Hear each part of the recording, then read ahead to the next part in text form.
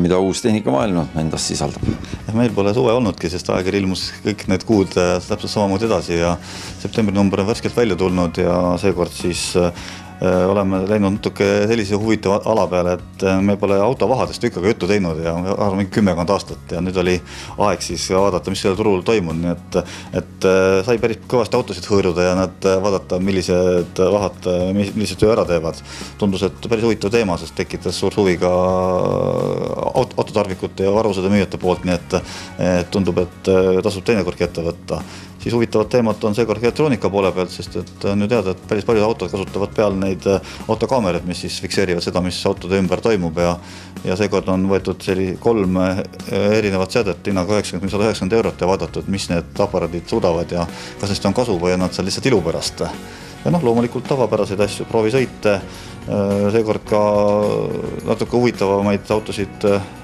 spordiajaloost, piiridet autospordist, siis kui aegadest,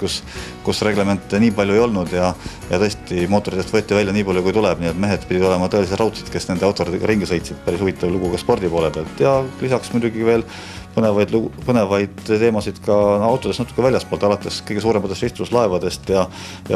Inglismaa lennunäitusest, nii et usun, et rattaid seekord nii maa peal kui õhus kui ka kosmosavarustes lausa. Tuleme selle vahe juurde korra tagasi, et kas seal on läbi viidud, ma ei ole veel ise jõudnud selle aegirjaga tutvuda, selline test, et isegi peale nagu nühitud. Ikka, siin on täiesti korralikult testitud ja pärast ka mõõdetud siin veetilgakesi suurusi ja seekord siis tõesti väga erinevad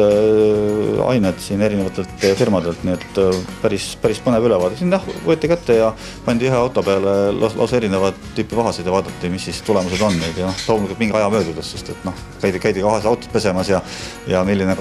aine siis peale jäi ja milline ära kadus, nii et päris põhjalik 10 leheküljeline ülevaade. See saab olema kindlasti põnev ka roolivõimu vaatajale, sest me oleme oma saadetes neid erinevaid ka näidanud ja erinevaid tehnoloogiaid, kuidas neid peale kanda. Sõna nano on seal muidugi väga tähtis ja nii edasi. Ikka, nii et tundub, et teil on teema tuttav, nii et teie saate vaatajatel tõenäoliselt on siin nii mõndagi tuttavat ja nii mõndagi huvitavat uudki.